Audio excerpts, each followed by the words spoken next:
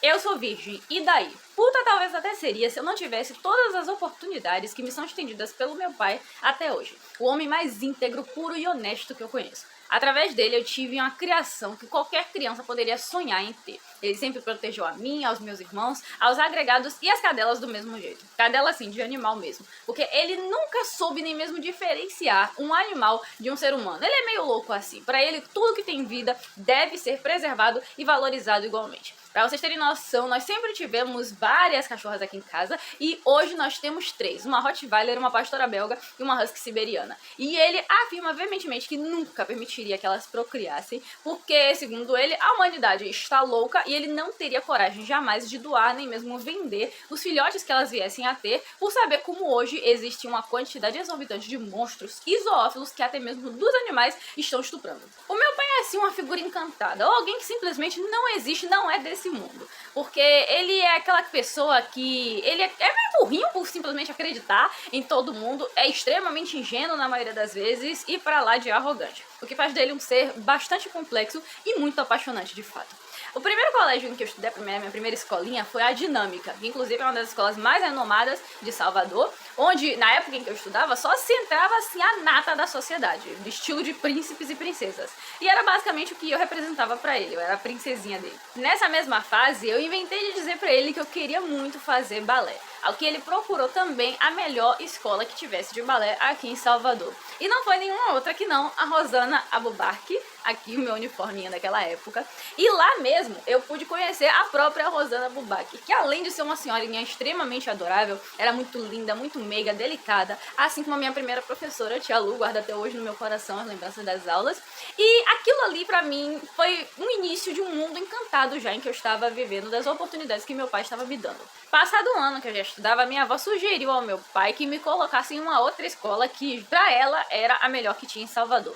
E apesar de não ser tão renomada quanto Dinâmica, localizada no Canela, a Mundo Infantil me garantiu um primeiro ano que, assim, não tenho palavras pra descrever, algo que até hoje eu carrego com muito carinho em minhas lembranças. Eu comecei a alfabetização quando eu tinha 5 anos, eu fui alfabetizada pelo meu pai mesmo em casa. E o Dinâmica naquela época não estava explorando tanto meu potencial, assim eles me contam, e assim foi que eu fui parar no Mundo Infantil, que aqui foi minha roupinha da formatura, quando eu me formei de lá. Segundo minha avó, era uma escola que tinha uma equipe de professores excepcionais, e de fato foi. As professoras de lá eram um grupo de mulheres simplesmente incríveis. Eu tenho até hoje a lembrança delas como se eu as tivesse encontrado ontem. E apesar de eu amar aquele colégio, tudo que é bom dura pouco, né? Infelizmente na vida é assim. E os meus 2 irmãos, mais novos que eu, Péricles e Dimas, eles chegaram ali à idade que eles já estavam aptos para começarem um ensino um pouco mais puxado, igual que eu estava pegando. Então daí a gente foi estudar em um outro colégio. Nós 3 fomos matriculados no Colégio São José no Bonfim. Ao mesmo passo que o mundo infantil pra mim foi extremamente maravilhoso, o São José foi um inferno escolar. Por que eu digo isso? Porque acontecia um fenômeno lá que as freiras, que eram as que comandavam o ambiente, elas simplesmente não concordavam com a doutrina do meu pai, a forma de ele ensinar a mim e aos meus irmãos. Porque ele nos orientava a sempre cuidarmos uns dos outros, independente da gente estar dentro ou fora de casa. Não, isso não quer dizer que a gente saía brigando com qualquer um por causa do outro. Simplesmente na hora do lanche, do recreio, né, assim como fazíamos em casa, quando lanchávamos em casa, nós nos juntávamos pra lanchar os 3 juntos. E as freiras reclamavam, começavam a implicar com isso, botando como se fosse errado, dizendo que eu tinha que estar lanchando com a minha turma, os meninos tinham que estar lanchando com a turma deles, e não é porque a gente era irmão que a gente tinha que ficar junto.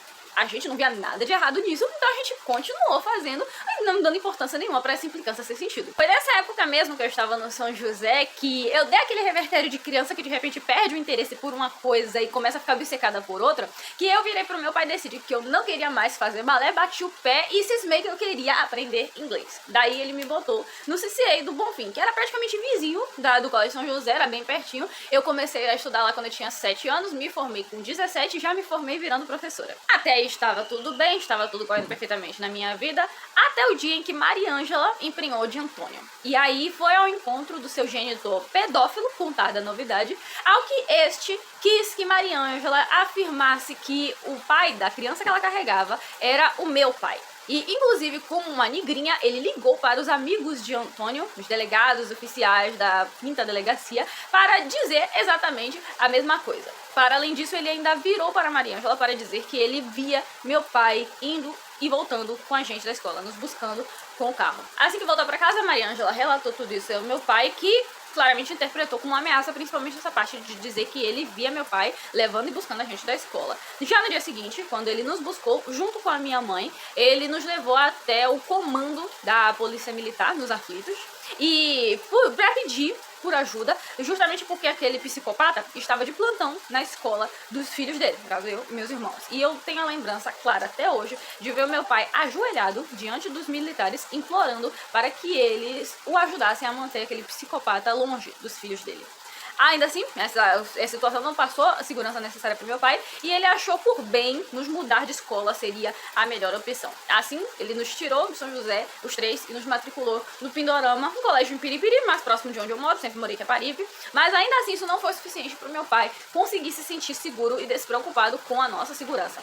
Então daí, ele já nos mudou novamente no ano seguinte e nos colocou na escola da Copedim, uma cooperativa das Forças Armadas, localizada na base naval, e que para você poder entrar lá, você tinha que apresentar a sua identidade, né, se apresentar quem você era, para os militares, bem na entrada, para você poder adentrar o complexo. Então, assim, era um sistema de segurança bem mais reforçado e assim foi que ele conseguiu ficar mais tranquilo, até porque eu e meus irmãos, nós conseguimos estudar nesse colégio tranquilamente até o 9º ano, até nos formarmos no ensino fundamental 2. Uma outra grande razão para ele ter conseguido se tranquilizar mais acerca da Copedinha é porque tinha condução escolar, o ônibus que praticamente pegava e deixava a gente na porta de casa, e com isso ele ficou um pouco mais aliviado. E uma coisa interessante também é que essa mesma escola Copedim, ele já havia pago antes para que a filha mais nova desse pedófilo psicopata pudesse estudar, a Daniele. E para mostrar para vocês que eu não tô mentindo, olha aqui, ó, o boleto da Copedim com o nome do meu pai como pagante e Daniele como a beneficiária. Ela era estudante. Não sei se tá dando para focar perfeitamente,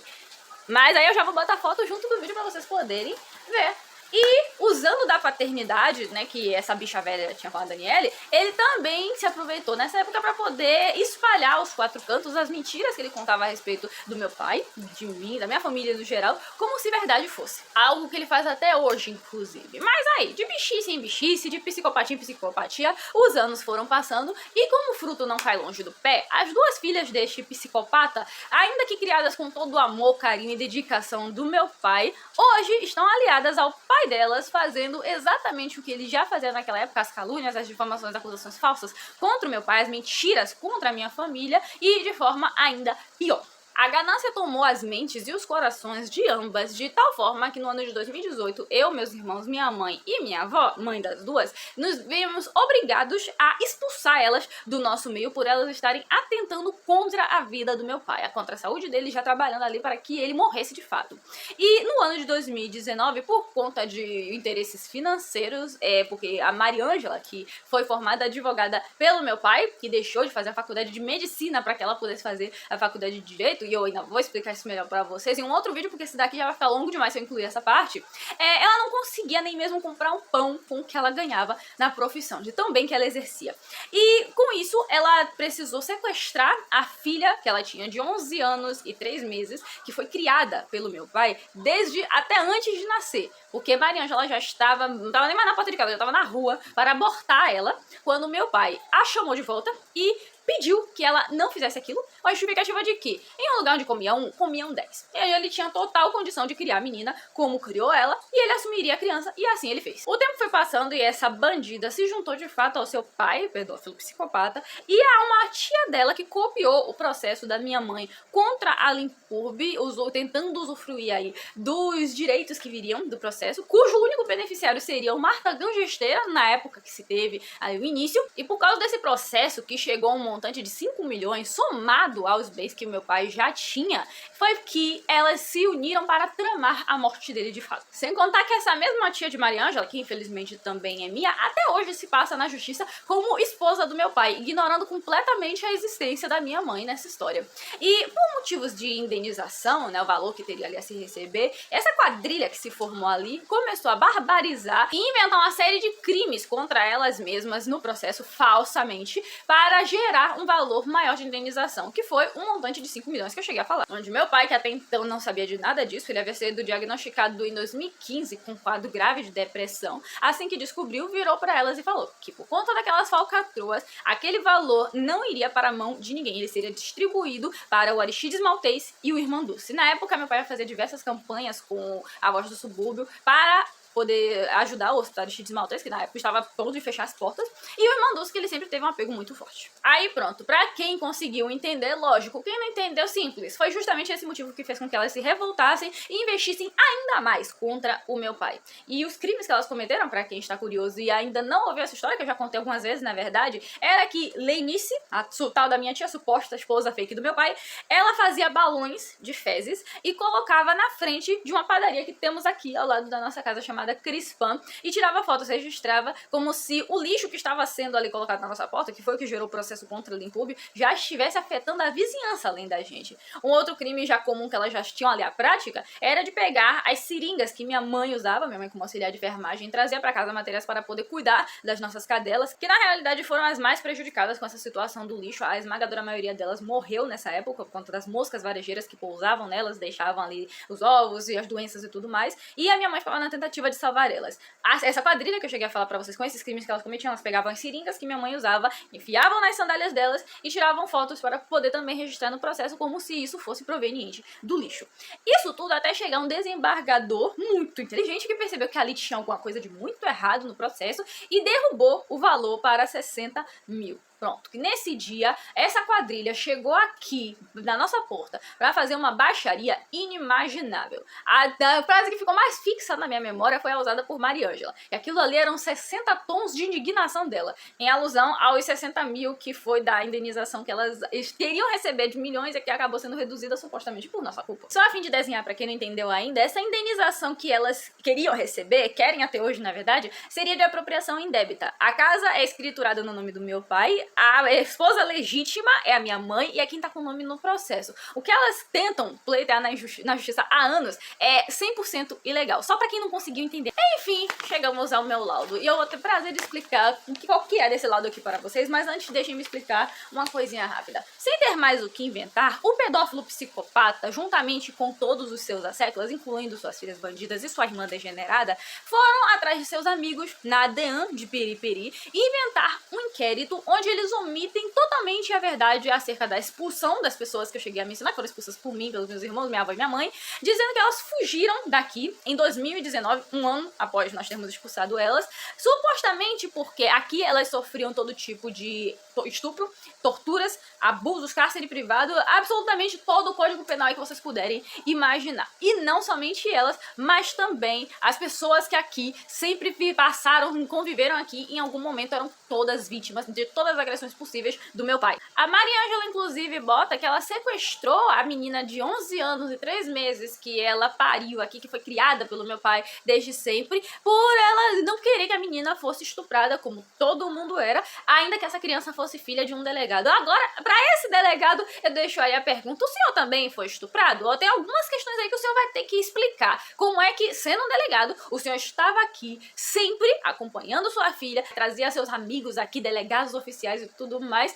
Quantas dessas pessoas mais também sofreram estupros aqui? Eu acho que o senhor vai ter que responder algumas dúvidas aí para a justiça. Achando tudo pouco demais, Mariângela e seu pai contrataram um casal de sapatão, vizinhas minhas, para poder espalhar por todo o bairro que o meu pai até hoje estupra a mim e aos meus irmãos. Ao saber de toda essa mentirada, eu e minha família nos encaminhamos até a DEAN de Periperi para esclarecer toda essa farsa que foi inventada e, estranhamente, fomos escorraçados de lá. Ao que a delegada Iola Nolasco, amiga de Mariângela, disse que nós fomos para lá para causar um tumulto na delegacia. Por conta de todas essas falsas acusações, eu venho sendo julgada pelas piores pessoas que existem nesse mundo. Porque pessoas inteligentes de fato, até mesmo juízes, só fazem o seu julgamento mediante provas. Como o laudo que eu apresento para vocês. Eu vou privar vocês de ficar sabendo os nomes técnicos, porque a maioria das palavras aqui nem eu mesmo sei o que significa. E vamos nos ater ao fato básico aqui.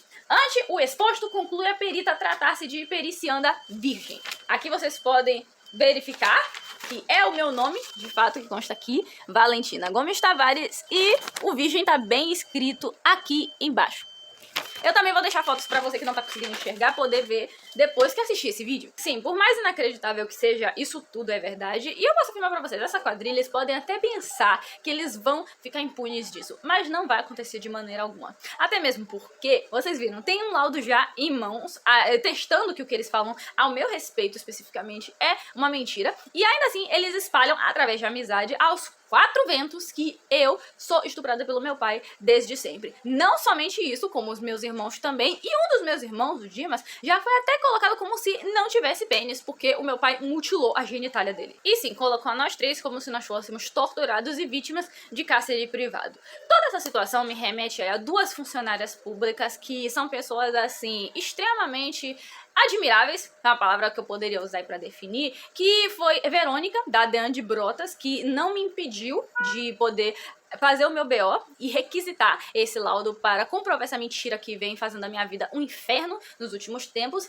e Thelma escrivã da 5ª Delegacia de Periperi, que também providenciou essa ajuda para mim. Quanto aos meus irmãos, eles estão sendo impedidos de fazer os seus exames. E fica mais do que claro para todo mundo que já conseguiu compreender essa história que se trata de uma armação, onde a delegada Yolanda Lasco, como eu já disse, amiga de Mariângela, da Deane, fez até o pedido de prisão preventiva contra o meu pai, com base nas barbaridades que alegam que nós sofremos nas mãos dele, incluindo a mutilação na genitália. E ao passo, como eu já expliquei, que nós fomos até a delegacia para desmentir isso tudo, nós não tivemos o nosso direito de ser ouvidos, a delegada mentiu que nós fomos para lá causar tumulto, obviamente porque uma delegacia tem câmeras e se este tivesse sido o caso, todos nós ainda estaríamos presos lá, provavelmente, e ela não só havia feito o pedido ao Ministério Público pela prisão preventiva, como ela reiterou o pedido com a desculpa de que meu pai é que havia nos mandado à delegacia para causar tumulto. Não contente com todos esses erros absurdos que ela, como uma delegada, cometeu, ela ainda colocou meu pai como um criminoso de ficha corrida que tinha um histórico criminal vasto. E eu também trouxe para mostrar para vocês os antecedentes criminais do meu pai. Vocês conseguem ver essa palavrinha aqui? Pois é, isso aqui é basicamente a todo instante dizendo o nada consta do meu pai. Sim, o meu pai é inocente e a delegada está corroborando com todas as mentiras que uma quadrilha criminosa vem fazendo para atormentar a vida do meu pai, a minha e de toda a minha família. Na verdade, se vocês acompanharam bem até aqui, podem perceber claramente que mais se trata de uma trama para encobrir um crime real, que ocorreu contra o meu irmão mais velho, Hugo, fruto do primeiro casamento da minha mãe, que foi abusado sexualmente durante 2 anos nas mãos do pai de Mariângela, o pedófilo psicopata Teodomiro. E justamente por esta questão que aconteceu foi que se abriu um inquérito e ele só não foi preso porque a nossa justiça é repleta de falhas e repleta de brechas. Além, é claro, de encobrir todos os crimes que essa quadrilha vem cometendo durante anos, de falsidade ideológica, apropriação indébita, calúnias, difamações, injúrias, dentre uma vastidão de outros crimes que esta quadrilha sem vergonha vem cometendo contra mim e a minha família. E a minha reação positiva quanto a tudo isso é que eu aproveito o meu lado para lançar a minha campanha. Até porque, apesar de nunca ter provado da fruta chamada homem, nem mesmo através de um beijo, eu não tenho nada contra eles. E se você tem, eu sugiro urgentemente que você procure um psiquiatra, porque nem psicólogo vai dar jeito nisso. E além do que, quem quiser ser LGBTQIAPN+, que seja, tem até direitos garantidos pelo STF agora, minha gente. O que eu garanto para vocês é que se os homens acabarem, de fato, até mesmo essa galera do Vale vai chorar. Não pretendo morrer virgem só pra constar, eu simplesmente não tive até hoje a oportunidade de me perder, ou quem sabe ganhar, porque existe um psicopata pedófilo e uma quadrilha de bandidas inescrupulosas infernizando a minha vida que nem mesmo me permitem ter tempo de pensar naquilo. Eu peço a você que compartilhe este vídeo, você que não tem ódio nem traumas de homens, porque essa situação, ela é muito séria, na verdade, é macabra, absurda, e as penas para crimes de difamação, calúnias e injúrias precisam ser mais severas, para que casos de homens inocentes como o de Eberson, de um homem de 22 anos, que, acusado injustamente de um crime de pedofilia que ele não cometeu, foi preso injustamente, estuprado por 60 homens, contraiu HIV e, por conta disso, desenvolveu depressão, não venham a ocorrer nunca mais neste país. Isso, porém, é um assunto que vocês vão entender e descobrir a partir do momento em que eu iniciar minha campanha pelo certo por nós e por eles. Porque o império da mentira precisa ser destruído o quanto antes, ou nós, como sociedade, em algum momento vamos acabar deixando de existir. E agora eu peço para vocês que sigam, para vocês poderem ver quem é meu pai de fato, entender o que é este ser humano pelas palavras de outra pessoa que não as minhas. Alguém que teve ainda mais tempo do que eu de experiência para poder compreender de fato cada nuance deste ser impossível de ser compreendido que é o meu pai. Você é meu tudo, viu? Só tenho você e minha filha. Por favor, não me abandone não. Perdoe essa sua filha ingrata. 16 de outubro de 2018, às 2h55 da tarde, foi a mensagem enviada por Mariângela para o aparelho do meu pai, que é ainda aquele aparelho pré-histórico de botãozinho, quando nós a expulsamos daqui de fato. Essa aqui é a mesma mulher que diz que fugiu daqui em 2019. a matemática básica para se fazer aqui, né? E aqui agora eu vou fazer para vocês a leitura da carta de Mariângela. Como eu disse para vocês que eu iria apresentar quem de fato é o meu pai, como de fato é este ser, não dá nem pra te dizer humano, né? Esse ser inexplicável, pelas palavras da própria Mariângela. Como vocês podem ver aqui, é a letrinha dela, a carta original, Mariângela Santos Gomes, na época ela, ó, com 22 anos, meu pai com 32, como vocês podem ver ela falando aqui. Eu vou ler para vocês poderem compreender um pouquinho melhor. Nome Mariângela Santos Gomes, idade 22 anos, filha de Teodomiro Oliveira Gomes e Ângela Cristina Alcântara Nascimento Santos. Manuel hoje tem 32 anos de idade, porém mais de um século de responsabilidade. Quando meus pais se separaram, nós estávamos morando em Periperi, eu, minha mãe e minha irmã, Daniele. Eu estava com 11 anos e Daniele, minha irmã, com 8 anos. A casa onde morávamos estava em reforma, praticamente toda destelhada, com portas improvisadas, completamente vulnerável a marginais. Com a separação dos meus pais, minha avó materna deixou de apoiar minha mãe, pois, segundo ela, um casamento não pode ser desfeito. Então começamos a passar dificuldades. Havia uma feirinha ao lado da nossa casa, onde estávamos comprando comida, mas o débito ficou alto e eles pararam de nos vender. Então Manuel passou a mandar todos os dias alguém trazer comida para nós, e não mais nos deixou faltar nada. Desde sempre. Meu pai sempre foi assim, nada de novo por aqui.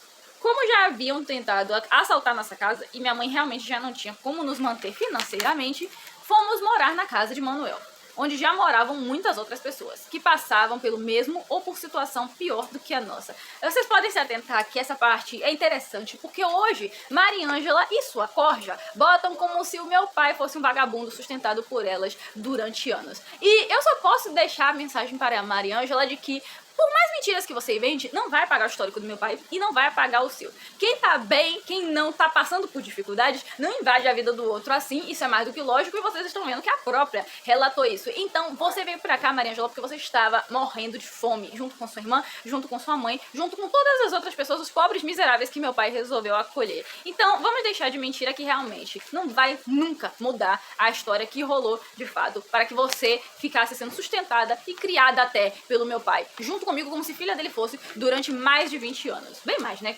Vamos continuar aqui a leitura. Eram mais de 20 pessoas, a maioria desempregados. Ou seja, era ele, Manuel, que mantinha a casa. Quantas vezes já ouvi dizer que não estava com fome, ou que não estava a fim de comer nada, mesmo estando, pois sabia que se ele fosse gastar o dinheiro com o que quisesse comer, faltaria dinheiro para comprar o pão à noite, ou não seria o suficiente para o outro dia. Eu não sei nem acreditar que eu tô lendo isso aqui tudo, eu vou botar fotos pra vocês poderem averiguar e ler por conta própria logo depois que vocês assistirem esse vídeo. Eu e minha irmã estudávamos no Salesiano, e minha mãe não tinha condições de pagar as mensalidades, então teríamos que estudar em escola pública. Naquela época isso pra mim foi inaceitável, tinha acabado de ir para o ginásio, e havia muita coisa que eu não conseguia admitir. Manuel, ao ver o estado em que eu havia ficado, me chamou e lembrou-me como se fosse hoje, e perguntou se eu realmente queria sair do Salesiano. Eu respondi negativamente. Então ele me disse, pode ficar tranquila que eu vou conversar com o Pro. Era assim que meu pai sempre chamou a minha avó e chama até hoje, na verdade. Eu assumo a escola de vocês. E passou a pagar meu colégio, que inclusive havia sido acertado com meu genitor, que seria ele quem pagaria. O que nunca aconteceu. Na verdade, após a separação, eu e minha irmã deveríamos de 15 em 15 dias passar os finais de semana com o meu genitor. Mas isso nunca aconteceu. Não sei expressar o número de vezes que minha mãe nos arrumou para esperá-lo e ele não apareceu, nem ao menos justificou.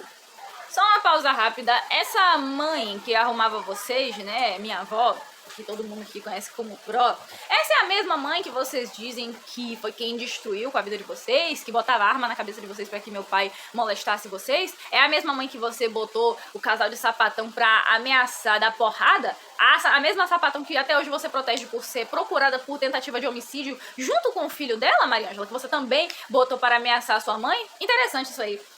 Um dia após o meu aniversário de 12 anos, fui procurada por meu genitor no colégio, ainda no Salesiano, pago por Manuel, onde ele teve o desplante de vir falar absurdos sobre Manuel, e que queria que eu concordasse e admitisse que era verdade. Fiquei transtornada com a situação. Eu poderia ter pouca idade, mas não era boba nem cega. De um lado eu via Manuel se sacrificando para pagar minha escola, meu curso de inglês que minha avó havia me matriculado, mas como eu não quis voltar a morar com ela, não pagou mais. Me mantém em relação a comida, roupa, calçados, estudos que eu tivesse tudo mais que eu tivesse necessidade. Do outro, eu vi alguém que tinha o título de meu pai, que nunca fez questão dos dias que poderia passar comigo, que não sabia se eu estava precisando de qualquer coisa que fosse, e ainda querer me fazer consentir com mentiras sobre uma pessoa que eu via dar o sangue por mim, uma pessoa que nunca permitiu que eu falasse mal do meu genitor, ou consentiu com qualquer tipo de ressentimento que eu tivesse deste. Eu sabia e via quem estava sendo meu pai, quem estava preocupado em fazer de mim uma pessoa bem-sucedida. Cheguei ao 3º ano do colegial. Queria muito fazer um cursinho pré-vestibular, mas minha mãe disse que não havia condições. Fiquei chateada, mas nada podia fazer. Fui tentando me conformar. Um belo dia, Manuel chega da rua com um módulo do Mendel, dizendo que havia se matriculado, pois queria fazer vestibular para medicina. Na semana seguinte, me pediu meu número de RG e CPF sem me dizer para quê. Eu vou explicar essa situação para vocês também. Quando cheguei em casa, ele mandou eu pegar o módulo e abrir. E lá estava um comprovante de transferência de matrícula, feita do nome dele para o meu, com o início das aulas em 13 de março, uma semana antes do meu aniversário. Foi perfeito. Era assim, não havia empecilhos para fazer a minha felicidade. Mas não era só a minha, era de todos com quem ele convivia ou que a ele chegasse. Manuel é o pai mais perfeito, apesar de ser implicante e durão. Não existe sair e não dizer pra onde, nem dormir fora de casa. É o amigo mais fiel, é o irmão mais cúmplice. Ele é um presente de Deus. Só uma pausa pra eu contar pra vocês que também... isso sim, eu já havia relatado antes, na verdade, é revoltante, extremamente revoltante. O meu pai, ele tinha esse sonho de fazer medicina. Ele, como eu já contei pra vocês antes, é a pessoa mais inteligente que eu conheço. E eu não tenho dúvidas de que ele seria um médico excepcional. Ele estudou, ele se preparou, ele se planejou todo pra isso. E ele abriu mão do sonho que ele tinha pra poder satisfazer essa vontade dela, de se tornar, de estudar direito e se tornar uma advogada. Pra hoje, ela usar dos mesmos conhecimentos, das mesmas oportunidades que ele cedeu, abriu mão de ter pra ele, pra poder dar pra ela, para poder prejudicar ele. E não só ela, como ela mesma relatou, não era só com ela não. Ele também passou em uma prova da Polícia Rodoviária Federal, né, porque eu era bebezinha. E ele abriu mão também dessa oportunidade por mim, porque eu estava muito pequena na época e ele não quis ficar com essa distância toda que o trabalho faria. No ano de 2002, minha mãe sofreu um acidente muito grave, onde teve politraumatismo. O frontal se partiu e ficou introduzido no cérebro. Foi isso que aconteceu com minha avó, pra quem é curioso não sabe o que aconteceu ali com a testa dela. Os ossos faciais foram esfacelados e 2/3 do seu fêmur também. Não teve minha avó, nem tio, nem avô. A única pessoa que eu vi desesperar-se e colocar seus joelhos no chão e pedir a Deus que o levasse no lugar dela foi ele, Manuel. Foi quem se fez ainda mais presente para que nós pudéssemos ser fortes. Foi quem brigou com os médicos para não amputarem a perna da minha mãe. Foi ele e só ele. Inclusive foi ele também que impediu você, né, Mariângela, de ir curtir no parque. Eu nem lembro se era seu aniversário, eu não lembro o que foi direito, mas você estava a fim de sair para curtir enquanto sua mãe estava morrendo no hospital. E o meu pai, obviamente, não aceitou de maneira alguma. Ele ficou extremamente chateado com você por causa disso. Acho que faltou só isso, você incluir nessa carta. Quando Daniela estava com 16 anos, recebemos uma denúncia anônima da DERCA, onde dizia que Daniela estava sendo abusada sexualmente por Manuel. Eu vi o fax enviado para a delegacia e reconheci a letra, era do meu genitor. O genitor é Teodomiro, pra quem se perdeu em algum momento, tá? Só pra vocês saberem, é o pedófilo psicopata que abusou do meu irmão, o pai de Mariângela. A verdade é que tudo de ruim que Manuel passou, ou melhor, passa... dá até pra se encaixar no presente nessa carta. É pelo simples fato de estender as mãos a quem precisa. Muito felizmente, eu já cresci o suficiente pra impedir que ele continue fazendo isso. Por esta denúncia, ele foi investigado. Teve que ir até a delegacia depor. Teve que, inclusive, sentar no banco de estuprador, que era onde o pai de Mariângela deveria estar sentado. Na verdade, já deveria ter sido preso se nossa justiça realmente trabalhasse como deveria. Era monstruoso ouvir tantas barbaridades a respeito de uma pessoa tão íntegra. Mas ainda depois de ter todos os motivos para desejar que nós sumíssemos de sua vida, isso jamais aconteceu. Muito ao contrário, cada dia que passava eu me sentia mais amada, mais protegida pelo meu pai Manuel, o pai que Deus ouviu eu pedir e atendeu. Ao final do ano de 2005, eu conheci Antônio, que na época era delegado na 5ª Delegacia, a CM Santos, pra quem não sabe. E no início de 2006, começamos a namorar. Manuel, como sempre, me chamou e conversou sobre o fato de eu estar me relacionando com alguém muito mais experiente, que sendo este meu primeiro relacionamento, poderia ser difícil. Perguntava sempre se eu já conhecia a família dele, se eu sentia que ele realmente gostava de mim, ou estava apenas curtindo comigo. Mesmo eu já sendo maior de idade, não poderia nem imaginar dormir fora de casa. E quando chegava a tarde, nossa senhora, era bronca até a semana seguinte. Mas acreditem vocês, eu nem pude passar por essa experiência, sabe? De ter meu pai me dando bronca por eu ficar fora de casa tarde, ou por eu querer dormir na casa de alguma amiga. As experiências mais simples que eu poderia ter vivido na minha juventude, eu não vivi porque eu tava ocupada vivendo o inferno que essas pessoas causaram na minha vida e na vida do meu pai. Ai, ai.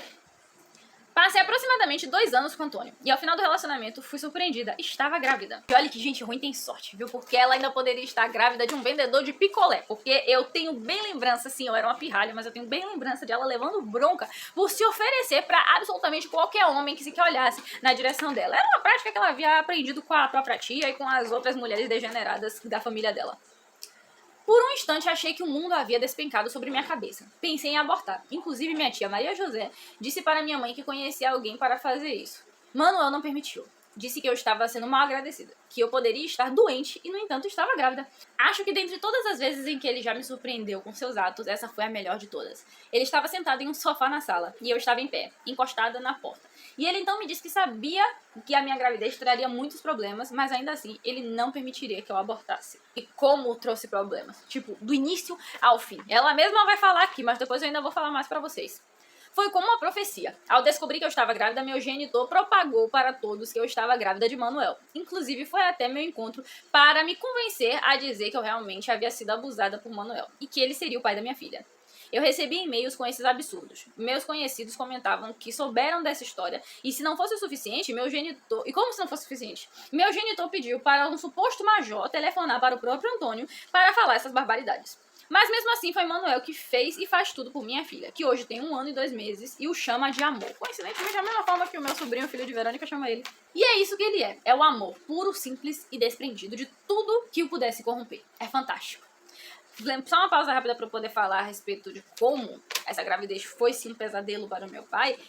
Como ela mesma disse, Vitória, a filha que ela teve, ela chamava meu pai de amor. E quando ela sequestrou essa menina, não foi somente para poder usar da pensão que ela estava recebendo do pai, que só começou a receber porque a Maria Ângela colocou ele na justiça para conseguir esse valor, que até então ela era declarada no imposto de renda do meu pai e da minha mãe. A escola dela até também foi acompanhadinha e também foi paga pelo meu pai. E também foi uma das razões ela querer atingir o meu pai de fato. Ele ficou 10 dias de cama, sem se alimentar, sem querer tomar nenhum copo d'água. Ele simplesmente passou 10 dias ininterruptos, chorando, urrando, alucinando até mesmo com a voz de Vitória nessa casa depois que ela foi sequestrada. Ela estava com 11 anos, 3 meses e 3 dias de idade. Minha faculdade havia sido um acordo com minha avó. Ela que pagaria, mas isso não aconteceu. Mais uma vez foi Manuel quem assumiu mais essa responsabilidade. É realmente inadmissível ver e ouvir essas pessoas que, por inveja ou por saberem que existe alguém que realmente seja capaz de voltar para casa descalço por alguém que não tinha o que calçar, lhe pedir um calçado. Ou chegar em casa com uma sacola cheia de quebra-queixos porque uma senhora que vendia não estava sendo permitida entrar nos coletivos. Ou por estar numa sorveteria, num restaurante ou até mesmo em sua casa, deixar de comer para saciar a fome alheia. A pessoa que eles descrevem é um ser desprezível. Manuel é admirável, é amável, é fiel e é o que um ser humano precisa para ser feliz. Poderia ser eu falando essas exatas palavras dessa passagem toda, mas não, são as palavras dela mesma. Tá engraçado como tudo que ela tá falando se encaixa perfeitamente. E o que ela falou, né? Pessoas que por inveja ou por saberem que existe alguém que realmente seja isso tudo, inventam mentiras e falam mal. Não é que ela acabou prevendo que ela estaria falando de si mesma hoje, gente? Que coisa! Tenho plena certeza que vocês não acreditam que exista um ser perfeito. E eu compreendo a opinião de vocês. Mas eu digo que se vocês o conhecessem, passassem 1 hora ao lado dele, perceberiam que ainda há esperança de um mundo diferente. Porque é isso que ele busca, é isso que ele faz. Atenciosamente, Maria Ângela Santos Gomes. Novamente eu digo que eu vou deixar fotos dessa carta para vocês poderem ler também. E o que mais eu posso dizer para vocês, gente, de fato, em alguns momentos a gente tem que usar de sarcasmo, de ironia, porque a revolta é tamanha que eu não consigo expressar para vocês. Maria Ângela, ela de fato teve esse período em que ela se botava para defender o meu pai, do pai dela, e a todo instante, ela repetindo as exatas palavras que hoje quem usa sou eu. Que pessoas que por inveja do meu pai, por ganância mesmo, simplesmente decidiram jogar pra cima tudo o que ele sempre deu, a vida dele de fato, a juventude dele, o amor, o carinho, a dedicação, o dinheiro, muito, e na verdade não foi nem pouco que ele se desprendeu totalmente para poder criar essas pessoas, e nada disso importou, a partir do momento em que viram ali a oportunidade de destruir ele para conseguir ficar com o que ele tinha. E quando eu digo que é a pior estirpe de ser humano que existe, eu não falo brincando, porque usam da forma mais baixa para poder atingir ele. Então, para deixar claro assim, sou uma alta sacerdotisa, a única coisa coisa que eu não faço é matar bicho, nem nunca tenho pretensão de jamais fazer isso na minha vida. O que eu faço mesmo é que, como qualquer outra religião ancestral, eu cultuo os meus ancestrais.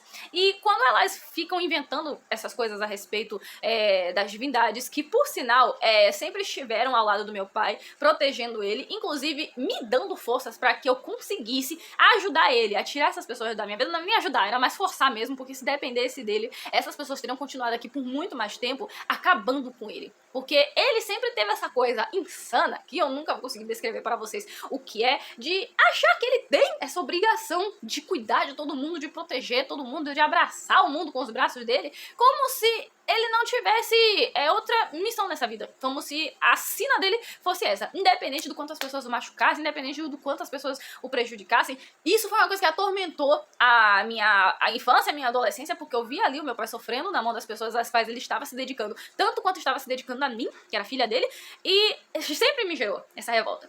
Então, novamente, como eu já fiz diversas vezes, eu deixo essa dica de ouro para quem quer viver livre de problemas, tanto para você como para a sua família, como para as pessoas que te importam de fato. Querem ajudar as pessoas? Você quer aí, por qualquer motivo que seja, se é por conta de religião, você quer deixar o seu lugar reservado no céu, ou porque você quer deixar Deus orgulhoso de você, ou porque você quer de fato fazer o bem para o próximo, existem diversas maneiras que você pode fazer isso. A única que você deve fugir correndo sem pensar duas vezes é a ideia de botar gente estranha dentro de sua casa. Botar parente já é um problema, porque hoje nem mesmo família vale como um parâmetro de uma coisa confiável e de que vão ser pessoas que você vai ter ao seu lado e que não vão te machucar de forma nenhuma. Porque, infelizmente, o que a gente mais vê é parente matando o outro ou destruindo mesmo a vida com mentiras básicas, simplesmente por coisas pífias como vingança, ganância, herança e coisas desse tipo. E quando se trata de gente estranha, gente que não é da sua família, gente com a qual você não tem nenhuma ligação consanguínea, é simplesmente aquela pessoa que você tirou da sarjeta, que você ficou com pena e você decidiu cuidar porque não tinha mais ninguém para cuidar, seja criança, seja adulto, seja o que for, não faça isso com você, não faça isso com seus filhos, não faça isso com a sua vida. O meu pai é uma pessoa que não tem como descrever. Eu que sou filha dele, convivo com ele há quase 24 anos, eu não sei entender ele, eu não sei explicar o que ele é de fato, ou por que ele é assim. Eu já simplesmente aceitei, não tento mais interpretar. Eu só digo para vocês que, muito felizmente, graças a Deus e às grandes mães ancestrais, eu não herdei essa personalidade dele, eu não herdei essa loucura que ele tem. Eu sigo fazendo as obras dele, né, essa coisa linda de verdade que ele tem, de usar do que ele sempre batalhou para ter, né, o dinheiro, bens e tudo mais, para poder ajudar as pessoas ao máximo que pode, porque é uma coisa que eu admiro, de fato, mas comedidamente, e principalmente deixando claro a todo instante que eu não sou igual a ele, eu não sou boba, e eu jamais permitiria que alguém agisse comigo da mesma forma que eu sei que muita gente jamais aceitaria um terço das coisas que ele sempre aceitou na vida dele. E hoje eu não sou mais aquela criança que simplesmente não podia fazer nada em relação aos adultos que estavam invadindo a minha vida e destruindo com o meu pai. Hoje eu sou uma mulher adulta e eu posso sim, e eu vou continuar defendendo não somente a ele, mas a toda a minha família enquanto vida eu tiver. E quem não conseguir lidar com isso vai ter que me engolir, porque enquanto eu respirar, enquanto eu estiver aqui para defender e proteger as pessoas que eu amo, as pessoas que são a minha base, são o meu chão, de fato, são as minhas raízes, eu vou fazer isso e nem mesmo a justiça tem como me impedir de fazer o que eu sei que é certo pelas pessoas que eu amo. Um beijo no coração de todos, paz e bem, e fiquem ligados nas minhas redes sociais para o lançamento da minha próxima campanha.